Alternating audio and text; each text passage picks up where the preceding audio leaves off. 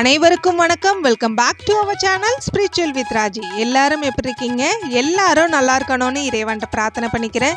இன்னைக்கு என்ன வீடியோன்னு பார்த்தீங்கன்னா, இத்தனை விளக்கு ஏற்றுறேனே, இந்த விளக்கு ஏற்றுறனால என் லைஃப்பில் என்ன மாற்றம் நடந்துச்சு மட்டும் இல்லை. நேற்று 29ஆம் நாள் பிரம்ம முகூர்த்த பூஜையை தொடர்ந்து இன்னைக்கு 30ஆம் நாள், அதாவது நம்ம ஒரு மாதம் எந்த ஒரு இடைவெளியும் இல்லாமல் பிரம்ம முகூர்த்த பூஜையை முடிச்சிட்டோன்னு சொல்ல முடியாது. இதுதான் ஆரம்பம். நான் வருடக்கணக்கில் பிரம்ம முகூர்த்த பூஜை பண்ணணுங்கிறது என்னோட பெரிய ஆசை. அது மட்டும் இல்ல, கேள்விக்குரிய ஆச்சரியக்குரிய மாத்தக்கூடிய அற்புதமான பிரம்ம முகூர்த்த பூஜை. இன்னைக்கு நான் சொல்லக்கூடிய பிரம்ம முகூர்த்த பூஜை ரொம்பவே வித்தியாசமா இருக்கும், ரொம்பவே இன்ட்ரெஸ்டிங்கா இருக்கும். வீடியோவை ஸ்கிப் பண்ணாம பாருங்க. அப்பதான் நான் என்ன விஷயம் சொல்ல வரேன்றது உங்களுக்கு தெளிவா புரியும். வாங்க வீடியோக்குள்ள போகலாம்.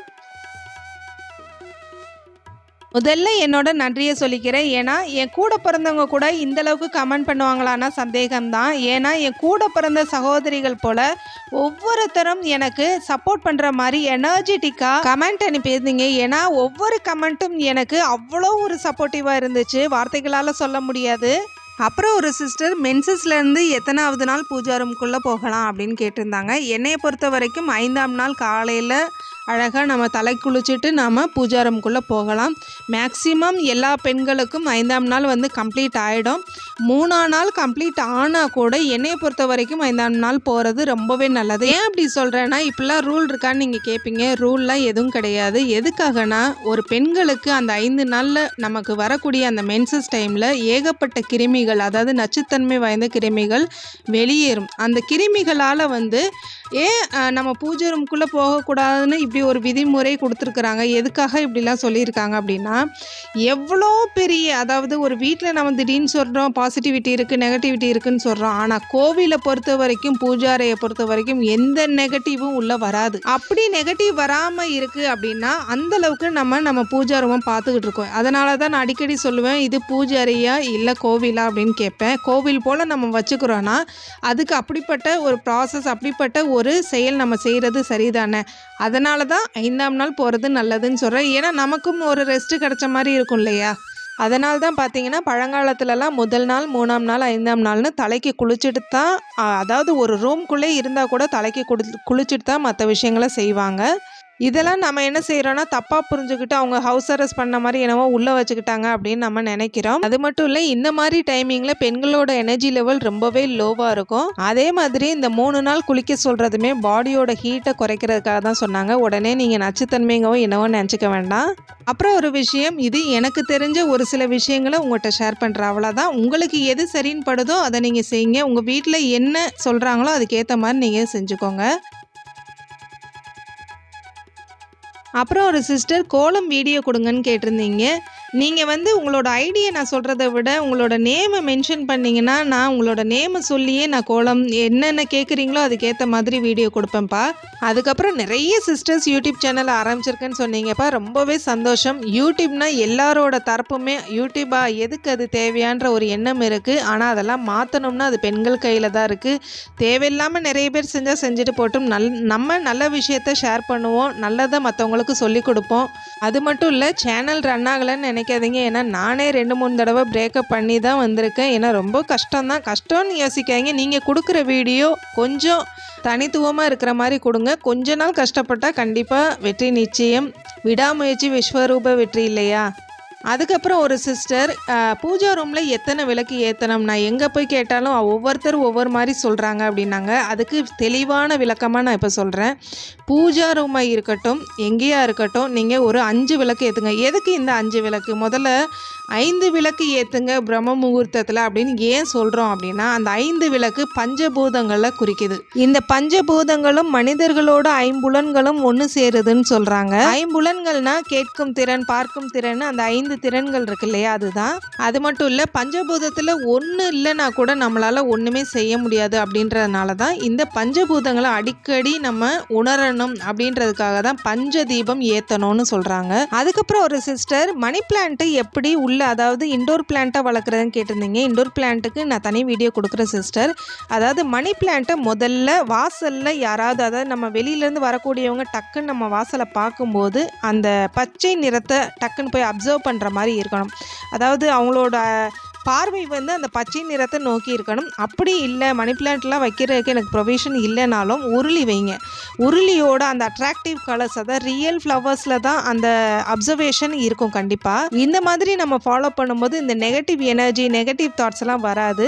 அதே மாதிரி நிறைய சிஸ்டர் சொல்கிறது விஷயம் என்ன அப்படின்னா, என்னால் அடுத்தடுத்து பிரம்ம முகூர்த்த பூஜை செய்ய முடியல அப்படின்னு. அதுக்கு காரணம் முதல்ல தன்னம்பிக்கையை வளர்த்துக்கோங்க. என்னால் முடியும், யார் வேணாலும் சொல்லட்டுங்க. எங்கள் வீட்டிலே பார்த்தீங்கன்னா எனக்கு உடல்நிலை வந்து ஆரம்ப கட்டத்தில் சரியில்லாமல் இருந்தனால இதெல்லாம் எதுக்குப்பா, இதெல்லாம் ஏன் செய்கிற அப்படின்னு எல்லாருமே எங்கள் வீட்டை சேர்ந்தவங்க எல்லாருமே அதை தான் சொல்கிறாங்க, எதுக்கு உன் உடம்பு போட்டு வருத்திக்கிறேன்னு.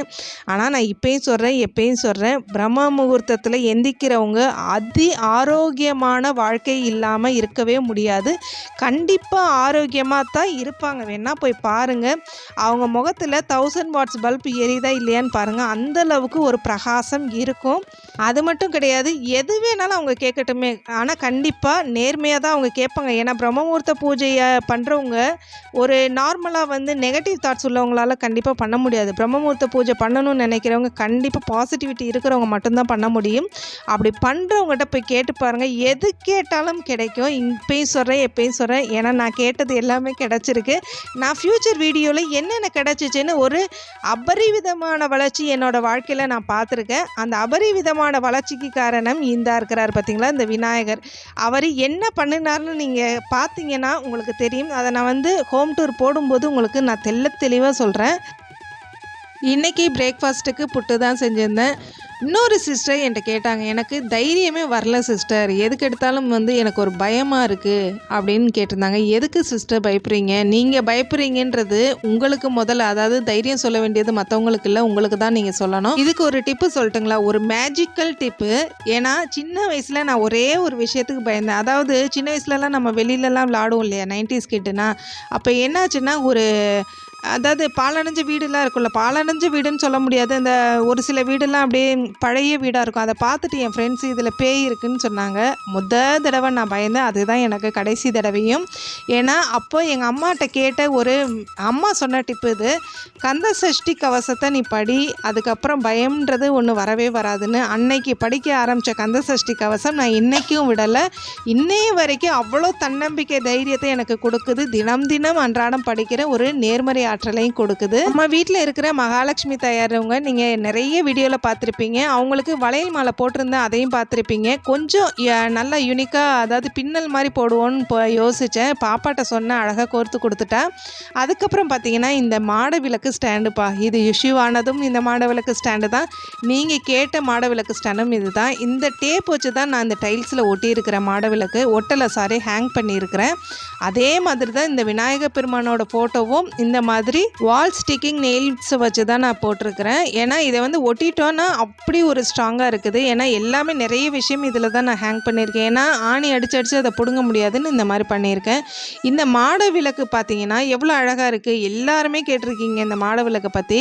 அழகாக இருக்கே தவிர இதை அழகாக ஆக்கியிருக்கேனா இல்லை இருக்கான்றது தெரியல. மேலே உள்ள பேனர்லேருந்து எல்லாமே ஸோ பியூட்டிஃபுல். ஆனால் அதில் விளக்கு வைக்கிறதுக்கு எந்த ஒரு ஆப்ஷனும் இல்லை. விளக்கு நிற்கவும் நிற்காது. ஏன்னா சின்ன சைஸ் விளக்கு நிற்குமான்னு செக் பண்ணி பார்த்தேன், அதுவுமே நிற்கலை. பார்க்குறதுக்கு எவ்வளோ அழகாக இருக்கும். 2 பக்கம் தூண் வச்சு ராஜா உட்காரக்கூடிய அந்த கிங்கு, அதாவது சிம்மாசனம்னு சொல்லுவோம்ல, அந்த சிம்மாசனம் மாதிரி நல்லா இருக்கும். ஆனால் விளக்கு வைக்க முடியலையே, என்ன செய்கிறது? அதுக்காக என்ன பண்ணான்னா, இந்த 4 தூண்லேயும் 4 பெல்லை மாட்டிட்டு சென்டராக பார்க்குறீங்க இல்லையா, இது வந்து ஒரு அலுமினியம் பிளேட்டு. இதை வந்து இந்த ஒர்க் ஷாப்லாம் இருக்குல்ல, இந்த உட்டனு ஒர்க்லாம் பண்ணுவாங்க இல்லையா, அவங்ககிட்ட கொடுத்து எனக்கு இந்த மாதிரி செஞ்சு கொடுங்கன்னு சொல்லி வுட்டில் இல்லாமல் அந்த ஒரு பிளேட்டு மாதிரி அலுமினியம் பிளேட் வைக்க சொன்னேன். அதே மாதிரி சென்டராக வந்து ஒரு பெல்லு வந்து ஹேங் பண்ணியிருந்தேன். இங்கே பாருங்கள், நான் விரல் வச்சு காட்டுறேன், இந்தளவுக்கு தான் அகலம் இருக்குது. அதனால் அதில் விளக்கு வைக்கிறதுக்கு எந்த ஒரு ஆப்ஷனும் இல்லை. வாங்கி மணி வேஸ்ட் பண்ணாதீங்க. உங்களுக்கு இந்த மாதிரி கஸ்டமைஸ் பண்ண முடியும்னா பண்ணி பாருங்கள். அதே மாதிரி பின்னாடி பார்த்தீங்கன்னா நல்லா ஹெவியாக கொடுத்துருக்குறாங்க. இது வுட்டுன்னு தான் நினைக்கிறேன். ஆனால் அவங்க எனக்கு செஞ்சு கொடுத்தவங்க நல்லாவே பெட்டராக பண்ணி கொடுத்தாங்கப்பா. எந்த ஒரு ப்ராப்ளமும் இல்லாமல் அழகாக பண்ணி பண்ணி கொடுத்தாங்க. நம்மளாம் அழகுபடுத்தி அதை வச்சா ஓகே, மற்றபடி இப்போ சொல்லணும்னா ரொம்பலாம் பெஸ்ட்டுன்னு நான் சொல்ல மாட்டேன். அதுக்கப்புறம் நம்ம வீட்டில் இருக்கிற அலாவுதீன் அற்புத விளக்கு உண்மையாகவே இந்த அற்புத விளக்கு தாங்க. இந்த டீ லைட் ஹோல்டர் சும்மா சொல்லக்கூடாதுப்பா, எனக்கு ரொம்பவே பிடிச்ச ப்ராடக்ட்னு சொல்லுவேன். 2 விதமாக எனக்கு யூஸ் ஆகுது, 2 in 1ன்னு சொல்லலாம். இதில் நான் விளக்கும் ஏற்றிக்கிருவேன். விளக்குனா பெரிய சைஸில் ஏற்ற முடியாது, நீங்கள் வேணால் இப்போ ஷோ பீஸ்க்காக வேணால் அந்த அதிலே கொடுத்துருக்குறாங்க இல்லையா, அதில் எண்ணெய் ஊற்றியும் ஏற்றிக்கலாம், இல்லை கேண்டில் வச்சுக்கலாம், இல்லை சாம்பிராணி தூபம் போடணுனாலும் அதில் போட்டுக்கலாம். பார்க்குறதுக்கு அவ்வளோ பர்ஃபெக்டாக இருக்குது. அந்த தூபம் வரும்போது அந்த என்ட்ரன்ஸில் பார்க்கும்போது அவ்வளோ ஒரு அழகாக இருக்கும். கரெக்டாக நம்ம புத்தர்கிட்ட இருக்காங்களா, அப்படி ஒரு சாந்தம், அப்படி ஒரு அமைதி, ப்ரைவேசியாக இருக்கிற மாதிரி இருக்கும். இப்போ பாருங்கள் எவ்வளோ அழகாக இருக்குன்னு. அப்படியே இந்த விளக்கோட பிரதிபலிப்பு எவ்வளோ அழகாக இருக்குது தெரியுமா, அந்த ஹாலையும் புத்தரையும் பார்க்கும்போது அவ்வளோ அழகாக இருக்குது. இந்த வீடியோ உங்களுக்கு பிடிச்சிருந்தால் மறக்காமல் ஷேர் பண்ணுங்கள், சப்ஸ்கிரைப் பண்ணுங்கள், கமெண்ட் பண்ணுங்கள். உங்களோட ஒவ்வொரு கமெண்ட்டும் எனக்கு வேல்யூபிளான சப்போர்ட்டாக இருக்கும். நானும் வாழ்த்துக்கள் சொல்லிக்கிறேன். எல்லா சகோதரிகளும் உங்களால் முடிஞ்சதை செய்யுங்க.